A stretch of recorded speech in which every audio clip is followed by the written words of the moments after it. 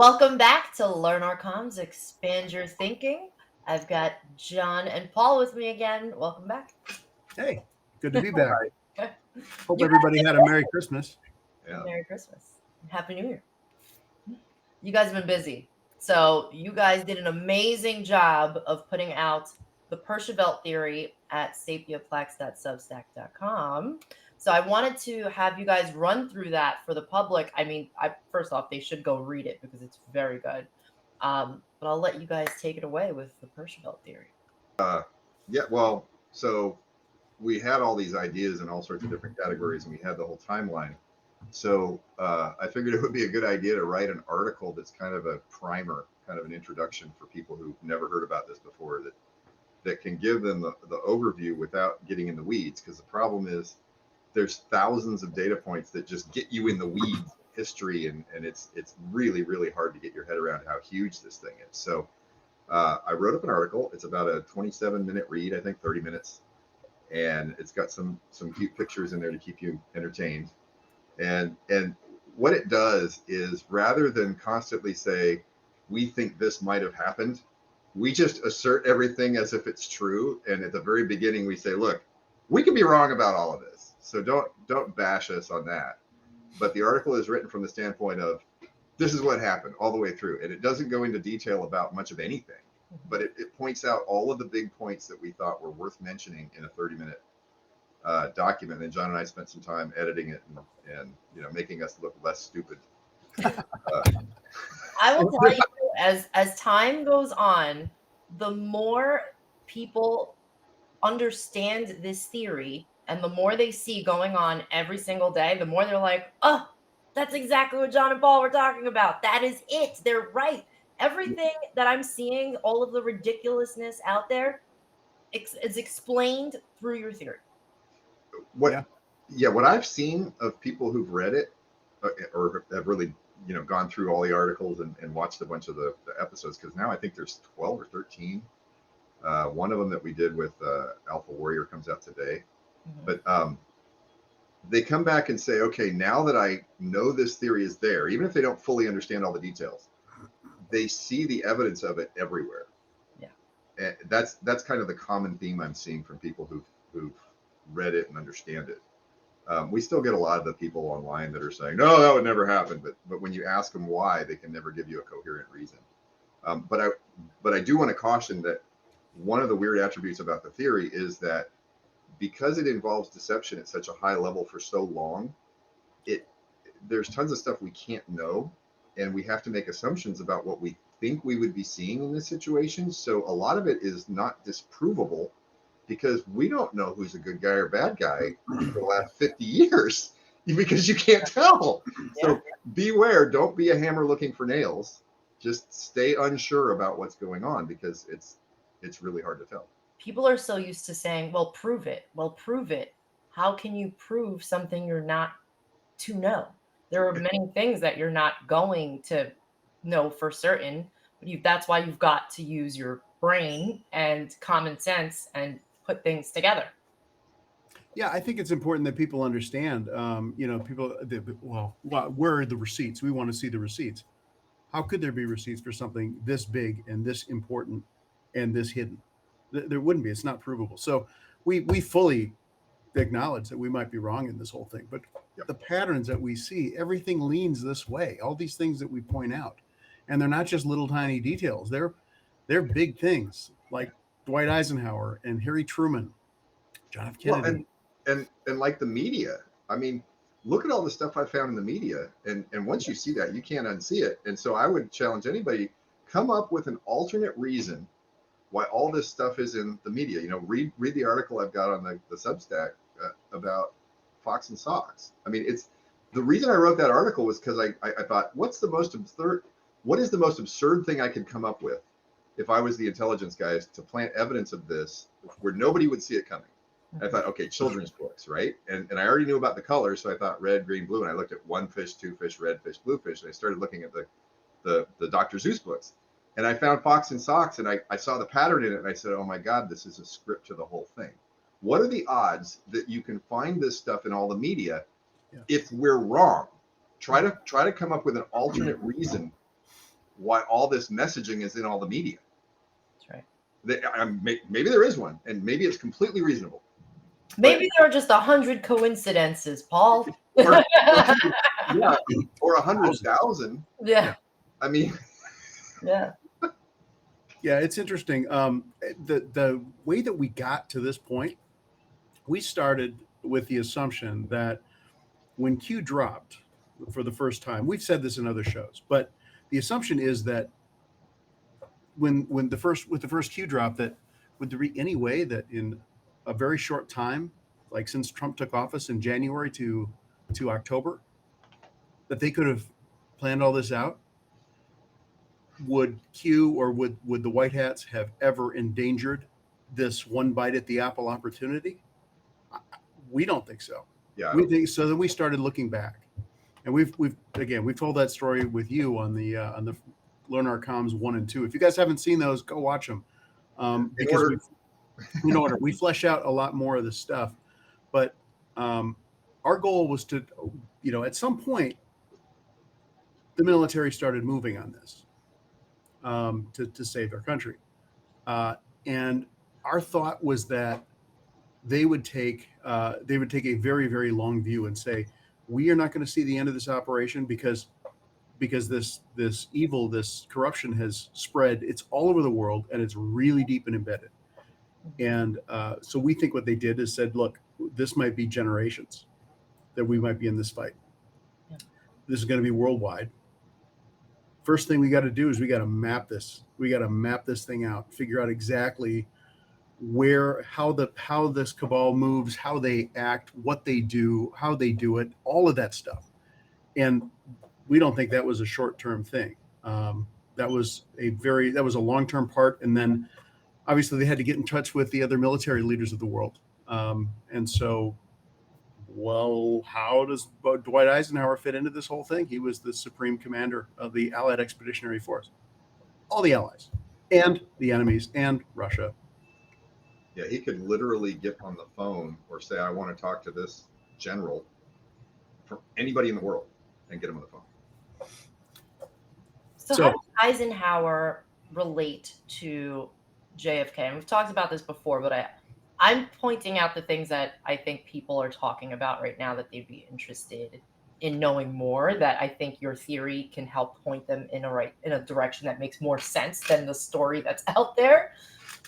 The relationship between Eisenhower and John F. Kennedy is important because I think a lot of the direction we're in today stemmed from that event in November 1963, right? Yes. So can we talk about that too? Yeah, I'll first point out that we have a document, a declassified document that says that JFK was briefed in 1964 on a high-level secret military issue, and how could he be briefed in 64 if he was dead in 63? Well, and documents like that, could it be a mistake? Possibly.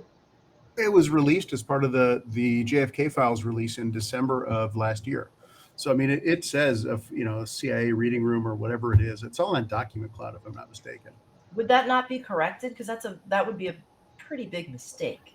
Yeah, but you wonder if that's an Easter egg in 12,500 pages. You got one page where it says that. One page that JFK was briefed on this stuff, and down later on the same page it says Dwight Eisenhower was briefed on this stuff. Yeah. Now Eisenhower was retired, so in 1964 he wasn't president. He had the title of general, and he was technically active, which I also find very interesting because. What is it? He and Washington were the only two active generals after their term. I don't know. I'm not sure about that, but I know Eisenhower was given active command by JFK. As soon as JFK got in the office, he gave Eisenhower active command back. Which is we posit that JFK didn't die in Dallas that day. That it might have been a double, or it might have all been staged. I mean, there's so much crazy stuff about that. Obviously, people know about the what's the word? Possession of the body, who had the body, the whole trail of who was supposed to handle things. That supposedly his brain is missing. That doesn't just happen. They don't just lose the president's brain. This doesn't happen. Why did the Zapruder film take 12 years to get released? Like, what? It just shows a guy getting shot, right? Why did they give it to Time magazine, and why is it cut up? Yeah. Yeah. I also, I mean, just the fact that there's so many contradictions and so much absurdity around it, in my mind, makes it match a lot of the other events like Clinton and Monica Lewinsky, which is also absurd. How did the hell that get out of the White House? I mean, there's so many of these things that have happened that are absurd. And I think it points to our theory, which is that the good guys are leaving absurdity where they can as evidence that this all is real. And it would also explain why Donald Trump did not declassify all of the JFK files, because it's part of this big movie. Right? Yes. I don't think you want to declassify that yet. No, straight. We That's should a probably. nice hat. What's that? That's a nice hat. Oh, That's a nice hat. yeah. We should talk about why I'm wearing it, because it's really uncomfortable and it's super hot. I don't know how those guys did it. That is so hot. So hot. Gosh, it's quite hot. I can't do that. I'm not editing that out. Sean Connery. Yeah. Some things in this room don't react well to bullets. Anyway, so our theory posits that Teddy Roosevelt and John Pershing were really the start of what we collectively call the Q operation. So we refer to Q in a lot of different ways. It's not just the Great Awakening PSYOP that started on October 28th, 2017. We're calling the whole thing Q. So partially because of this movie, The Yellow Submarine, exactly. The Yellow Submarine describes it as something that goes back even before the military was involved, and we found some evidence of that going back into the 1800s. Yep. Yeah. So we posit that in general there were a lot of powerful families, right, in the cabal, but we posit that there were either good or less than bad people in those families, and that maybe they came to this realization that, you know what, now that the phonograph has been invented and they see the technology advancing to the point of AI could root these guys out if they don't control it. And we think that the good ones said, you know what, we can't, we don't want to be a part of this. It's been fine, the sucking money out of the public, but this would really mean the end. So we posit that the angels, we call them angels, that they had seen this coming. That Roosevelt, his family lineage, he's House of Orange. So if you haven't read Prussiagate, go to Prussiagate, substack.com. House of Orange, very wealthy.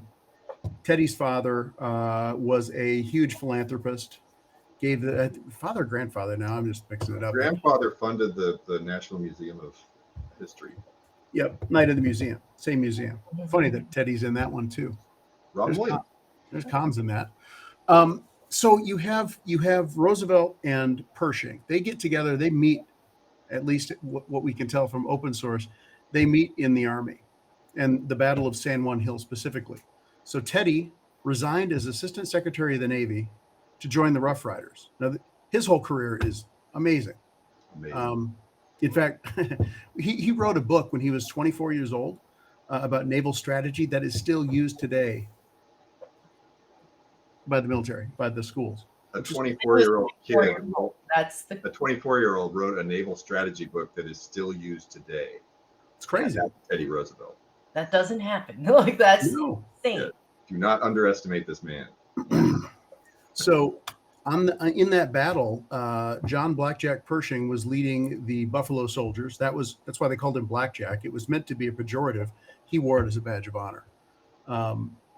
Anyway, he led them into battle, and that is definitely. I mean, there are pictures of them together. They met at that time.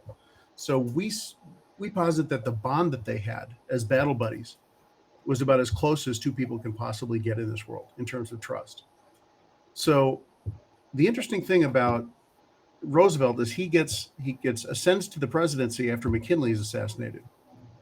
4 years later, in 1904, he wants to promote Pershing to a general, to a colonel. He wants the army to do that, but the president cannot do it. The president only has authority to promote like flag officers, generals. So in 1904, the Army says, no, we have all the seniority rules. We're not doing that. So Pershing goes to Washington under Teddy's orders for unspecified duties. He then ends up in Japan for 9 months or something like that. He comes back. What's that? 6 months. 6 months. Okay. He comes back to D.C. and in 1906, Teddy Roosevelt promotes him to general, skipping over 850 plus other more senior, more qualified officers. Again, that does not happen. Not a common occurrence. You just pissed off most of the top of the military command. Yeah. So it's really interesting. So Pershing, when you start to look at the people that served with him, that he led the American Expeditionary Force in World War I. He was the supreme commander. His general staff that he chose, they're names that everyone's going to recognize. There's a guy by the name of General Fox Connor. Fox Connor is known as a man who made Eisenhower. So that's the Eisenhower to Pershing connection. And I'm going to take this hat off because it's really hot. I'll bet his head is really sweaty. Oh, maybe. My head's not straight now. Okay. Anyway, the other guys that were in his general staff, you had a guy named Harry Truman. You had a guy by the name of Douglas MacArthur. I mean, we could run through. We've got a list of people in the article. So go read the article, but you're going to see crazy like these names, and this is the patterns we're talking about. Wild Bill Donovan, who was he basically set up the OSS, which became the CIA. This guy was as ethical, such a straight arrow. This isn't in our article, but after World War I, he went into private practice. He was an attorney, became a district attorney in Cleveland. This is during Prohibition.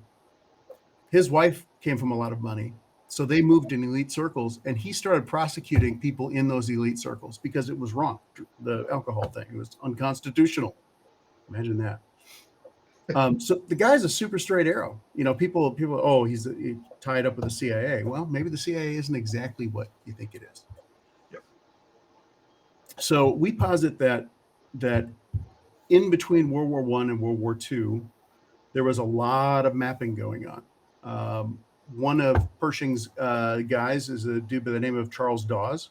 Dawes was elected vice president in 1924 with, I think it was Calvin Coolidge. But Dawes in 1924 set up the Dawes Plan. Germany was having problems paying its World War I reparations. So Dawes gets involved because he's a finance guy. And he's involved in the whole thing. All the central banks. He gets to know all the central banks and all the big players and all of that stuff. You've got another guy by the name of Hugh Johnson, who has the best name ever. Hugh Johnson, after he was, I think, the youngest brigadier general ever in the Army up to that point. I think that was it. Anyway, not important. What is important is after World War I, he gets involved with a thing. He gets appointed to the War Industries Board, which was set up, I think it was under Wilson originally. Excuse me. But the War Industries Board was basically setting up the military-industrial complex because they had supply chain issues in World War I. So they wanted to see how they could get all these big factories and stuff more streamlined. Hugh Johnson then goes on to work with Bernard Baruch, who was a big financier in New York. And then he gets noticed by FDR in the FDR campaign. He works for the campaign. When FDR gets elected, who, by the way, we think is a white hat, just because everything out there that says black hat, but he had 4 terms. Crazy. He also did a couple of things that are exactly in line with the theory that a black hat would never do. So you have Johnson then, who gets named the head of the National Recovery Act. And that was during the Depression. They basically tried to establish price controls and production quotas. I mean, it sounds like communism, right? It's communism. Right? He gets named Man of the Year, Times Man of the Year in like 1932 or 34, one of the two, because I think Hitler was in 33. That's an interesting one too. So it's crazy. This stuff is, we know this sounds nuts, but just pull back and consider all of these guys. So Johnson, as part of the NRA, in like late 1934, he goes around. He actually gets the book written by Mussolini's like treasury guy, and it's promotion of fascism, right? Mhm. He hands that book out without Roosevelt knowing, supposedly, to every one of the cabinet members. Like, why would you, like, Yeah. what a way to nerf yourself, you know? Not only that, he did stuff with the NRA that said it was capricious, I guess is the word. He enforced rules with one company and then let another company slide. It was very unfair. It was very cabal. It was so bad that it became kind of a benchmark of how not to have any kind of government agency behave because it was Right. so horrible. Yeah, it's cited today by One of some of the earliest forms of white hats acting badly for sting purposes. Exactly. They were mapping, and so they had to rub elbows with all the bad guys. So they had to be bad guys to rub elbows with the bad guys and figure out how their system worked. So the good Yeah, so guys infiltrating the bad guys. yeah. Thank Yeah, God these are the heroes that you guys are talking about. Well, yeah, that's where people are like, "Oh, FDR, he was really bad." Was he? I know that that's what it looks like, but in our theory, It looks like that unless you look at it on a very overall strategy. Like And expanding your thinking. So one of the big examples we have of FDR looks terrible on paper. He looks like cabal central, right? But then in 1934, when they did the whole gold confiscation thing, he changed the money. On the back of the bills, he put the Great Seal of the United States, which was, I think it was designed in 1786, if I'm not wrong, which is all the Masonic symbolism you see. You know, you have the pyramid with the eye on top, and you have all these, you know, you got the owl on it and all that stuff. That's FDR. FDR, that was his pet project. He was the one who pushed that. It wasn't some subordinate. He wanted that done. Mhm. Okay. But for the 20 years between when the Federal Reserve was created in 1934, the cabal never put that symbolism on the money. Yeah. If they broadcast their symbolism, which we don't believe they do, we think that's a lie that was foisted by the good guys to familiarize everybody with Satanism and all the symbolism. Why wouldn't they do it in that 20-year period? They had plenty of time to do it. But the bills look completely innocuous. They look like, you know, money of a nice, good country. And then all of a sudden in 34, you have this horrible symbolism all over the money.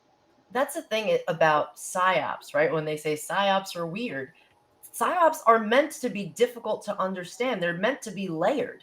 Right. And that's where I think even myself, when I hear the term psyop, I forget that you're not supposed to be easily able to determine what is a psyop. And that's why it was designed so well that for years, you know, the public just didn't understand it. Well, if anybody doesn't think they can do things like this, look at Operation Greylord in I think it was the late 70s or 70s.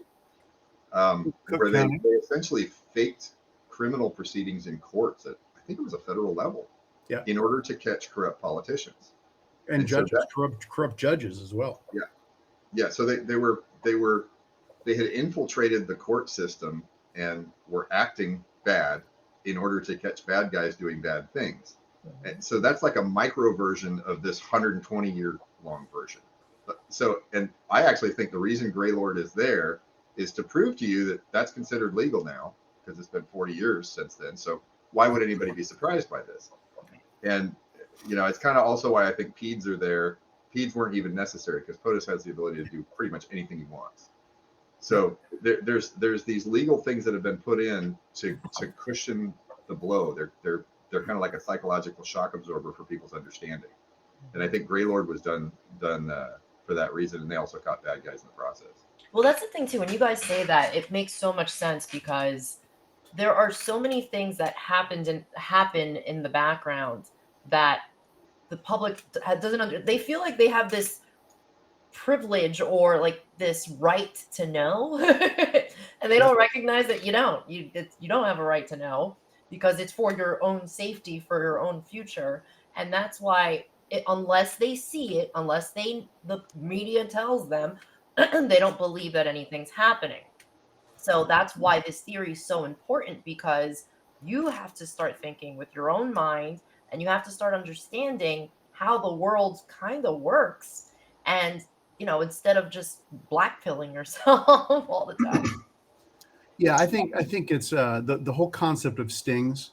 I mean, Greylord was like over 3 years. I mean, it was a really long running sting, and like Paul said, they actually faked court proceedings. Um, a quick note on the Constitution, the power of POTUS, Yeah, let's go there. because this is really interesting. If you look at it, basically, everyone knows three branches of government. Neither one can really tell the other one how to do their job, but they all have those checks and balances. So if POTUS is acting out of line, he can be impeached, and the Senate trial would then kick him out of office. By the way, president's not immune; they don't have criminal immunity. Even if they did something bad in office, treason, Yeah. or any of the high crimes and misdemeanors, whatever the Constitution says about that, I'm just not recalling the words, but they can be prosecuted criminally. It just says that they have civil immunity. Yeah. It's a really important point. So we posit that the office of POTUS actually has a lot of power, and a lot of people get uncomfortable with that. But POTUS could essentially declare parts of the Constitution uh, suspended, because there is, Yeah, temporarily not enforced. yeah. Gosh, I don't have it open right now, but Does that already? what's that? What? So when we're under the emergency orders, right? Like Yep. they declare emergency, right? Doesn't that suspend? POTUS doesn't even need to do that. If No. POTUS has it in his mind that there's a state of war or a foreign attack or a domestic attack, Mhm. POTUS can do whatever the hell he wants. Yeah, I just want to read that phrase. I'm going to get there really quick, but Yeah, we cover this in the article. yeah. So if you look at it's Article 2, the president basically he shall take care that the laws be faithfully executed. So that phrase basically gives that president major powers. If you look at the Prizes case, and we talk about that, 1863, or prize cases. I always put the Prize plural cases. on the wrong one. The prize cases was SCOTUS decision 1863. It's a Civil War thing. The details are in the article. The one thing to note, though, is that the justices basically said, hey, the president didn't have to declare war. War came to him. Right. And so that's a really important distinction. And they affirm that he's the only one who should have that judgment. Yeah. Which means if he thinks there's a war, and he can do whatever he wants. Full stop. And people object to this because they say, but what about this act? The act is under the Constitution. The prize case is a ruling on the Constitution, not on law. Yeah. Statutes. So right. So that 1863 case is constitutionally enforceable. It becomes a clarification of the Constitution. It trumps all statutes. So I'll say something that's probably going to piss a lot of people off, but it's true. And that is that anybody arguing a theory today from a statutory standpoint, and I'm talking about executive orders or acts in Congress or any of that stuff. Not executive orders. That's executive branch. Right. But, well, in this situation, executive order would be POTUS, so it is constitutional, right? Yep. But anybody arguing over statutes or military law or anything like that, that doesn't trump the constitutionality of POTUS having these abilities to just change that. And POTUS can lie to you about it. If POTUS thinks it's prudent in order to put down whatever kind of attack or whatever kind of war there is to lie to the population, then that's what POTUS can do. Mm-hmm. Yeah, it's really important. Let's talk about the Posse Comitatus Act. Yeah, because this is really important. I went back and read the congressional records. And it's hard reading because these guys are wordy and everything else. Thank you for doing that, by the way. Yeah, do it. Everybody should do it. I mean, if you don't believe us, do it yourself. Yeah, it's there. It's all there. But I wanted to point one thing out about it. Well, two things. One is that is essentially the legislative branch now putting a restriction on the executive branch. That is 100% unconstitutional. They can impeach, they can censure, they can do the things that they have the power to, the vested power that's in the Constitution, but they cannot. Just the same way that the president can't just impeach the president could actually, a Supreme Court justice. Also, look at the Insurrection Act of 1807. It's essentially a combination of unconstitutional and unnecessary. Yep. So they say, oh, Congress can declare war. Okay. That still doesn't change the calculus in the POTUS's mind. What if POTUS doesn't believe there's a war? Well, the Insurrection Act actually came out of the Whiskey Rebellion, and what Washington did at the time, if you guys don't know, the Whiskey Rebellion, they didn't want to pay the tax in Kentucky. It was the U.S. Marshals and the law enforcement was not able to get cooperation with these guys. They just probably locked the door. And so the president basically said, okay, I'm telling all of you insurgents to disperse. That's where that clause came from in the Insurrection Act. Right. Thing is, it's irrelevant. It's not, the president doesn't have to do shit about that because that's a statute, and a statute cannot tell the executive branch what to do. Yeah, Congress does not have the authority to restrict POTUS's power under the Constitution with a law, because the Constitution trumps the law. So that clause where it says, oh, POTUS has to notify Congress, is just void. They don't have the authority to say he has to do that. So here's the line in this. I said it once before in the Constitution: "He shall take care that the laws be faithfully executed." So that line right there, in the debate on the Posse Comitatus Act, the guys who didn't want to pass it, I might have been in the Senate, I'm not sure, but basically what he was debating with a Democrat, a Southern Democrat, Dixiecrat, basically. These guys hated the fact that POTUS could do what he did, especially in the Civil War. He says, he's like, well, you can't, the president shouldn't be allowed to enforce laws. And he said, if there's an insurrection and the president sends the military, isn't what he's actually doing removing the impediment to law enforcement? He's not actually enforcing laws. He's making it possible so that the laws can be faithfully executed. Mm-hmm. So, and I know it's controversial. I get it. People are probably going to throw a lot of hate. I don't care. Go read the Constitution. Let's see. That's also read the price statement. People to understand these things for themselves. This is the basis of our lifetimes. Like, this is everything we're living today is part of, what's in the Constitution, what's legal, what the authority is, what all of these things are important. We're supposed to know these things. Yep. Yeah. In fact, I would strongly suggest that if people are actually trying to figure out, like, what does the Constitution mean? Because it's pithy, right? It doesn't describe every situation. So there are the Federalist Papers, which were written by Hamilton and Madison separately, and they each address one part of the Constitution, all of them. So you can go to, I think it's got founders.archive or something like that, but you can look and read every single one of these Federalist Papers. And it is Federalist Paper 74. So this was written by Hamilton. Of all the cares or concerns of government, the direction of war most peculiarly demands those qualities which distinguish the exercise of power by a single hand. The direction of war implies the direction of common strength, and the power of directing and employing the common strength, POTUS, forms a usual and essential part in the definition of the executive authority. Right there. That was their intent when they wrote it.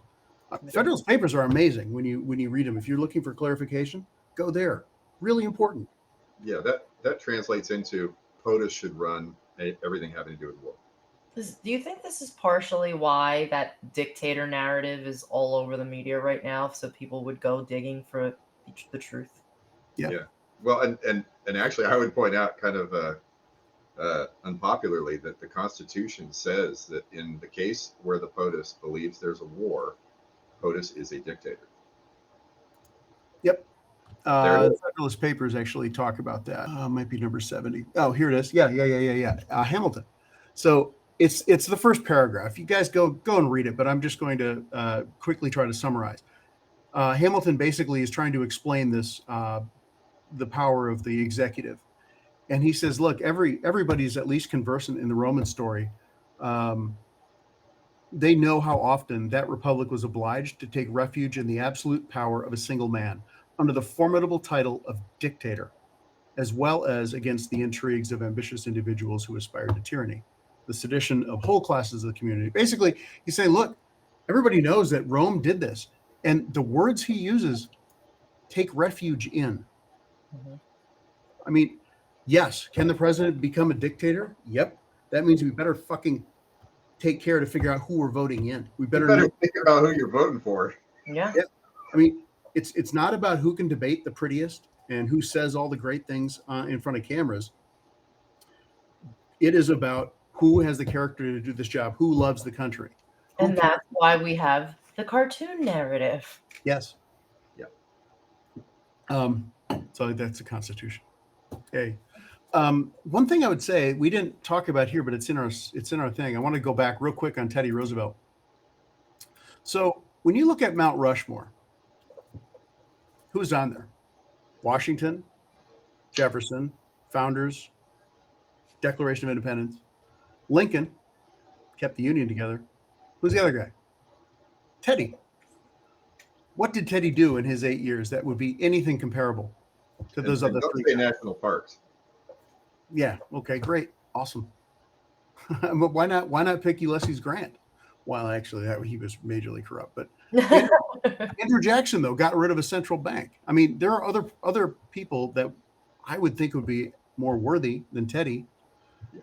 My Until now. analysis of that is that Washington, Jefferson, and Lincoln were all figures who did something substantial that was foundational to the rest of the history of the country. Mhm. Okay. Yep. If our Pershivelt theory is true, so did Teddy Roosevelt. That's right. And that would explain why he's on Mount Rushmore. Now, it hasn't been revealed to the public yet. Or I guess we're doing that if we're right. Yeah. If we're right. But what other explanation? Like we have dug, we have tried to find legitimate reasons. Like what did Roosevelt do? Did he, was there something at the time? Did people view things a certain way? No. In fact, there's a lot of people that are saying all these reasons are bullshit. So yeah. I've heard one person commented that, well, here's a book, and it's an older book, and it's about Gutzon Borglum, the sculptor. He and Teddy were friends. Oh, Okay. so because they're friends. So he could just we could just pick Teddy to put it on there for a national Hey, monument. bud, I'm going to put a giant statue of your face on this mountain. Because you're my friend. Yeah, no, I'm sorry, it doesn't work that way. No. So, yeah, I mean that's kind of the theory. So we get Eisenhower you have Truman that gets on the ticket in 44 with FDR. FDR dies. Truman takes over. Truman's elected. And by the way, isn't that interesting? Dewey beats Truman was the headline. We posit that the Whiteheads have been rigging presidential elections for a long time. Not sure that I don't think Taft was, and I am not sure that Wilson was. The first place that I can actually say, you know what, I think maybe it started here, was in 1924 with Calvin Coolidge and his vice president, Charles Dawes, who was a Pershing acolyte. Wilson may have been controlled. I don't know. What the interesting thing actually about the 1912 election, so Taft won in 1908. How do we say 2000? 1908, Taft wins. He had been Teddy's protege. And as soon as he wins, he starts taking the country in a different direction. Teddy was against big business. And you've got Taft having all this power and doing all these things that are opposite what Teddy intended. So Teddy was pissed off. Teddy said he would only run for 2 terms. He wouldn't run for a third. And then Taft gets in there and Teddy said, hold my beer. I'm going to run again in 1912. Mm-hmm. Wilson, if I recall, got something like 41.8% of the vote or 41.6%. Roosevelt and Taft each ended up with around 25 to 27 points. So had Teddy not run, Taft would have been elected. Taft would have won. Teddy split the vote to get Wilson in there. Yep. Maybe that was we can't deal with Taft. That's the devil we really don't want. So who knows? Well, also we don't have the information. If in the early 1900s there was a military effort focused around intelligence to figure out what was going on and what to do about it. We don't know what they knew. We don't know what they discovered. And so we can't guess any possible strategy that they would have had. So these moves are potentially going to look very cryptic to us. Like why this whole thing with Wilson and Taft and all these, we can guess, but that's all we're doing. Yeah. But in the larger pattern over time, it gets clearer and clearer as the presidents go on and the decades go on, and then you get into the 50s and 60s, and it's like, okay, something really, really weird is going on at this point. Yep. Is there a chance that over time, whoever is running this movie is putting out more and more clues, and then as you continue to look back, you'll get more of those clues, like as the disclosure starts to happen? Look at Yellow Submarine and Fox and Sox and all the songs from the 60s, 70s, and 80s of all the popular, usually rock and roll. I believe rock and roll is a stand-in concept for the military. Mhm. I think that's why that media was formed that way. And there's a whole lot of bands like AC/DC and Van Halen and Judas Priest and Black Sabbath. You can even find it in there. Donovan with Mellow Yellow has stuff in it that you look at and go, that's cute. It's all over the place. This is a psyop that is so large and so complex that it's really difficult to get your head around how much, like, everybody alive today has grown up in a synthetic environment where the media and the information space that you see is severely distorted. That's right. Well, speaking of the cartoon narrative and severely distorted, can you guys explain to the audience what the hell that was with Kevin Spacey and Tucker Carlson? Oh, that's so good. Yeah. We don't have a right. We have our beliefs. Right. We don't I have mean, a yours right. is the most plausible I've heard, so I'd like the world to hear that one. When I saw that, I laughed because my intuitive sense is that that's a one-way door, and it in my mind it points to a pivot in the strategy. We just hit a milestone, and it's as if the psyops guys rolled a grenade into the room of Christmas and said, "What's this?" and the message is, see, Kevin Spacey isn't playing Spacey in that interview. Nope. He's playing Underwood from House of Cards. Yep. So they're showing you a guy that is clearly acting like he is going to run for president, and Tucker Carlson is interviewing him as if that's real. Yeah. They're showing you it's an act. Mm-hmm. Yep. How do you undo that? He says some really interesting things in there too. And there was no context either. It wasn't like No. he explained what the hell was happening. There was no like after thing. There was no narrative written. It was just there. Like, yeah, I laughed so hard when I saw that. it's so good. I mean, seriously, there's a he says in there at the 448 mark, he says, boom, boom. And then at another point, he says, eventually you're all going to know the truth. And he doesn't say the whole truth. I'm a Q guy, so I posit that Q's original thing are 40% public, 60% private. Well, it was 2080 before, but Q relented, I think. I think that's what he's talking about. Not all the truth is going to come out. yeah. And by the way, the haters on X, you can suck it, because the guys that are saying, hey, well, if we don't know all of this, then we're being lied to. Like, really? What if this stuff Welcome to reality. What if it would cause world wars? Number one. Number two, you haven't been vetted. What? Like, what? What is this entitlement stuff? Yep. Yeah. There has never been a point in history where you can know everything. You can't know what's in someone else's mind, even if they're standing in front of you. And people have this idea like, oh, I have a right to know. You're not gonna. Yeah. Get used to not knowing most things. That's right. The other thing that I see is people like saying, oh, well, Kevin Spacey is this and he's that. Is he really? Or is that the story we've been hearing? Because if people point to that, like, where'd you hear that? Oh, yeah, the mainstream media, or even some Substack, or, some investigative reporters and stuff. You guys know that in a psyop, that stuff could be planted, right? That's right. Well, that's the thing, is that truthers who've been doing this for a very long time, yes, they've put a lot of effort into their research and the things that they understand to be true. Now, go a level further. That's really what it is. That's why it's going to be so painful for the public, because they're going to be so confused, because we're confused. And it's just, you've got to think layers. like an onion. Yeah. One of my points where I really realized just how deep this was, speaking about like how documents could be faked, family histories of entire families could be faked for the Yeah. sting, right? Like, and I'm not bringing this up because I think they're good guys, because I don't know. But the Bush family, there's a bunch of stuff. There's books. There's tons and tons of books that describe all the things that they did that were horrible. But if you look at the time frame of when those books were written and when these things allegedly happened, all of that's in the envelope of our theory, where it could have been set up for a large Operation Greylord type sting. Okay, because the Bushes were rubbing elbows with the worst people in the world, right? So you don't know if they're good guys set up to look like bad guys. Right.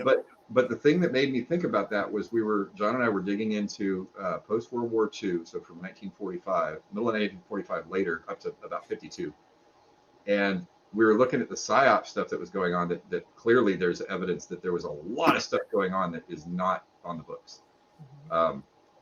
And I noticed when the book 1984 was written, and I said, "Oh shit." That was it 48?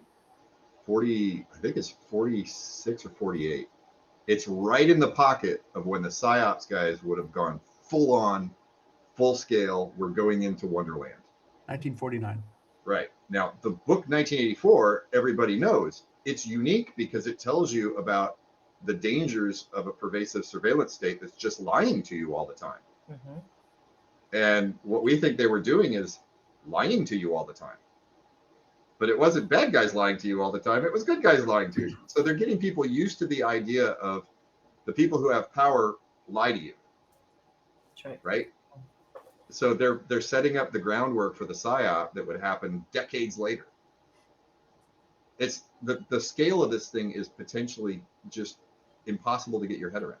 So thoughts on, and I've asked you this before, but I love the thought process behind it. Thoughts on people in Congress. Are they part of the operation? Do they know they're part of the operation? What are they? All bad guys? Are they good guys acting badly? What's going on there? I'm gonna. Okay, can you do a search and pop an image on the screen? Is that or stick it in? Yeah. Okay, do a search on Google Images. Okay. Google.com for age of members of Congress. Okay, it goes from 1800 forward. Look at what happens between 1950 and about 1990. Between 1950 and 1990, the age goes down. Now, these are people over 70, so these are really old guys in Congress. That number goes down substantially, and then at about 85 or 90, it shoots through the ceiling. Why? Why are members of Congress getting so much older? Could it be that they're playing a part and they're just holding their seat because they've already been read into their part? What if Nancy Pelosi? All these horrible Adam Schiff and that role. Like, be drunk and weird all the time. Give me that role. Yeah, because we don't know. If that's not the case, then what is? Explain this. How come the population just allowed 80-year-olds to be congressmen, where for the first 150 years of the country that didn't happen? That's right. Yeah, that's an incredible way to look at it. A lot of people are worried about the things that are happening in Iran today, and I think my news feed is filled with that. So I'm asking, and we don't know for certain. So I'm asking what you think could be happening there. I have a theory. Go for it, John. So Paul and I talked. This will get to Iran, but Paul and I we're talking about Israel a couple weeks ago, and looking at all of the stuff, and it was how it was set up and everything. What if Israel was set up as a white hat sting? So maybe they're not all white hats there, but they're totally monitored. I posit that if this is the case, even if it isn't, even if they're black hats, who knows? Israel controls Iran. All this stuff about Iran nuking Israel. Nah. It's all kayfabe to stoke the war machine engine, and the good guys set it up as a honeypot to bring in the bad guys to do their little bad guy things, so that they could monitor and control the whole situation. Okay, now I'll point this out again. we do not believe Satanists broadcast what they're doing. They don't put tons of Satan, like, they didn't put all that shit in Hollywood. The good guys did. They had to familiarize the population with it, right? And if you look at the Supreme Court in Israel, in Jerusalem, there's a giant pyramid with a big eye at the top of it in the middle of the Supreme Court in Israel. Why would the cabal put the Illuminati pyramid in the middle of their judicial system in Israel? Yeah. Why? Doesn't that look like a marker that the white hats are like, well, this is what's really going on? But nobody knows it yet. So I always imagine like the cabal's reactions to things that the white hats are doing. Yeah. and you have to understand that the pyramid isn't shaped like this. It's squashed, right? It goes down, it gets really wide at the bottom. Yeah. Those guys at the top of the pyramid who actually knew everything that was going on were probably replaced very early on in this by good guys acting like bad guys, because the nodes below them couldn't tell that they'd been swapped out because they don't know who they are. They communicate in all sorts of weird ways, and messages pass like couriers and, you know, passwords and all this stuff. If the good guys had that information, they could just swap out a node at the top and then control the whole pyramid, right? What if the cabal?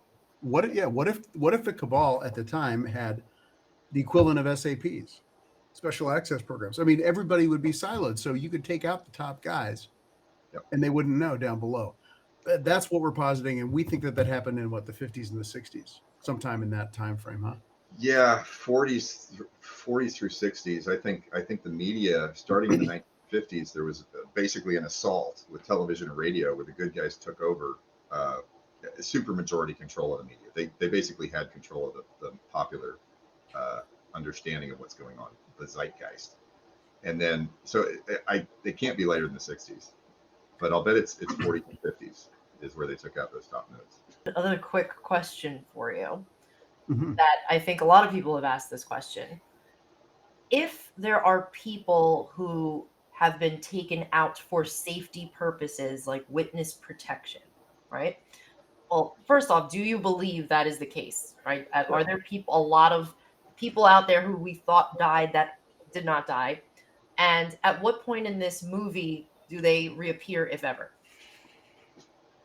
Yes, and we don't know, but this actually gets even stranger. I have a theory based on looking at all the media. The whole notion of a zombie and a zombie apocalypse started in 1931 with a book called White Zombie, which is why Rob Zombie's original band was White Zombie, and why the whole zombie narrative is there. And now there's zombie movies about everything. That didn't exist before 1931. I think they knew this was going to happen. They created the zombie apocalypse narrative as a way to maybe give the guys in psyops R&R, you know, rest and recreation to laugh at. But I think that a lot of people have been taken out and put into witness protection programs, and I think the way they're going to prove that this all happened, because the story is unbelievable, right? But I think they're going to prove it by having dead people come back to life. They would be the undead, right? They would be the zombies. So when you look at a song from Ozzy Osbourne called The Zombie Stomp and you read the lyrics, it's kind of making fun of the whole thing. Like, everybody do this dance. It's the zombie stomp. Here it comes. I love it. I mean, that would be the coolest day ever, the zombie stomp day. And there's so many celebrities like Prince and Michael Jackson who died in strange ways. And actually, if you get back into post-World War II, you've got Patton in 1945 in December, then his mistress a month later, and then you've got Viscount Gort in March. So within a 3-month period, 2 really good military strategists connected to everything just kind of disappear from the playing field. But they were both 60 years old. They still had a lot of steam in them. Yep. And so it looks exactly like the good guys taking them out of public view so they could work on this strategy. And it's very plausible. It makes a lot of sense that they would do that. Yeah. How else would you do it? Guys, thank you so much. We could talk all day about this stuff. Go to sapioplex.substack.com. Yeah, sapioplex.substack.com. You can also go to sapiocracy.com. That's SAPIOCRACY. And in the future, I'm still kind of trying to get the SSL certificates working, but we have a website that'll be appearing called Pershivelt.com. So excited. This is something the public needs to hear. And, if you guys are watching this, I encourage you to share this out with your friends, talk through it, make it a thing that you guys go through together, because this is not something one person can think of on their own. Like, you've got to spitball this with other people in order to get further into the thinking of this. So And you know what? Maybe you watch it and make fun of us because you think that we're works too. crazy. We might be crazy. We do that too. I We make fun of probably you guys all are, the actually. time. Make fun of me. It's fun. Yeah, I mean, one of my standard responses to people who one of the common things we get is, "Oh, there's no way that would happen. That's stupid." And we say, "Why? Why do you believe that?" And we don't get a coherent response. So I look forward to everybody else's alternative theory of how Q started. Because if you don't have an alternative theory, then we really have nothing to talk about. All you're doing is saying we're wrong. Well, okay, but if you can't give us a reason we're wrong, then you know.